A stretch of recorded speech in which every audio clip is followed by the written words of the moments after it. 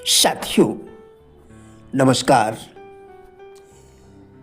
यह बात पूरी तरह से स्वयं व्यक्ति के ही ऊपर निर्भर करती है कि वह जीवन में क्या बनना चाहता है। मैं राजेंद्र भाटिया आज इसी विषय पर आपके साथ वार्ता करूंगा। अरेगो एक मामूली जिल्दसाज था। जिल्द बनाते समय उसकी दृष्टि एक ऐसी पुस्तक पर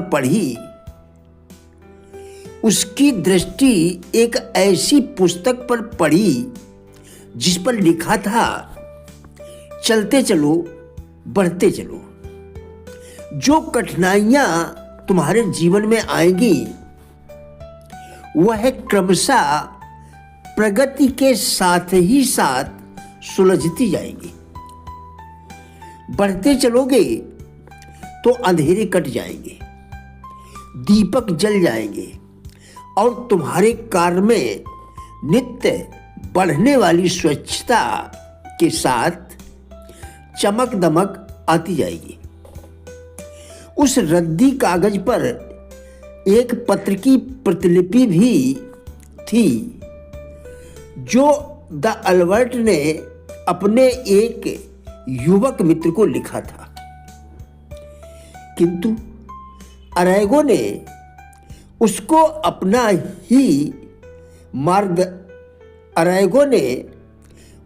अपना मार्गदर्शक ही बना लिया और अपने युग का नक्षत्रवेत्ता बन गया। उसका कहना था कि प्रगति का वह परामर्श मेरा सबसे महान गुरु बन गया। छोटी सोच संदेह को जन्म देती है, लेकिन बड़ी सोच समाधान को जन्म देती है। इसलिए लगातार सफलता के लिए बड़ी सोच आवश्यक है। जब तक आदमी काम को कर्तव्य समझकर करता है, उसका जीवन गुलाम का होता है। पर जिस दिन वो उस काम को अपना कर करता है, उस दिन उसके जीवन में सुख और आनंद की शुरुआत होती है। जीवन में सुखी रहने का यह छोटा सा सूत्र कई मायनों में बेशकीमती है।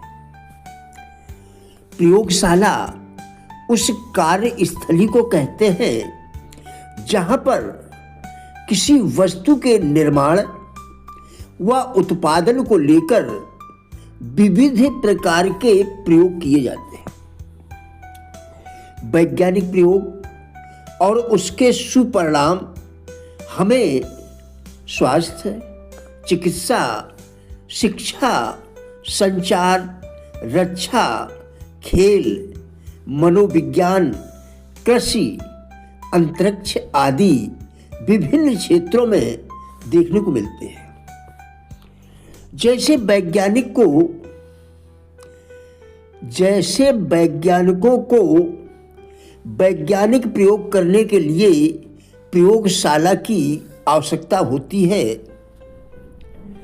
पहलवानों को पहलवानी के गुण सीखने व्यायामशाला की आवश्यकता होती है, चिकित्सकों को चिकित्सीय प्रयोगशाला की आवश्यकता होती है, वैसे ही साधक को या उपासक को आत्मचेतना के विस्तार के लिए, भाव संवेदना के विस्तार के लिए, आत्मा में परमात्मा की अनुभूति कर परमानंद की प्राप्ति के लिए एक प्रयोगशाला वर्कशॉप की आवश्यकता होती है, जिसे आध्यात्मिक उपासना कहते हैं।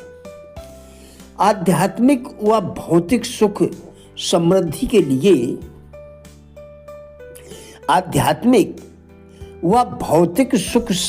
के लिए साधक को स्वयं के ऊपर अपने इष्ट की उपासना के प्रयोग नियमित रूप से करने पड़ते हैं।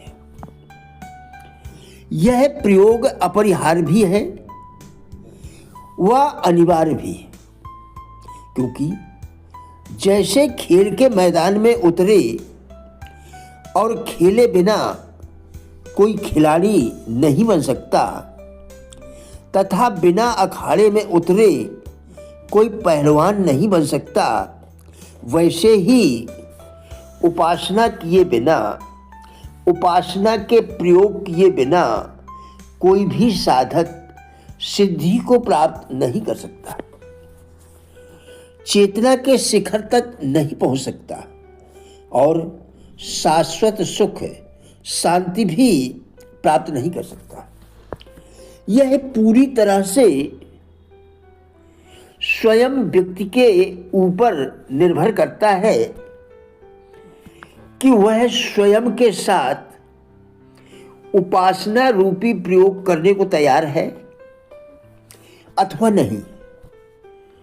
वह क्या होना या बनना चाहता है, देवता या दानव, योगी या फिर भोगी, सुखी या दुखी, वह स्वयं के भीतर करुणा, प्रेम, संवेदना एवं सत्य आदि दैवी भावों को उपासना के द्वारा विकसित कर देवता बनकर स्वर्गीय सुख, शाश्वत सुख पाना चाहता है, अथवा स्वयं में असत्य, अहिंसा, अनीति, अनैतिकता, अपवित्रता आदि तामसी भावों को विकसित कर दानव बन क्षणिक भौतिक सुख पाकर एवं दारुण दुख और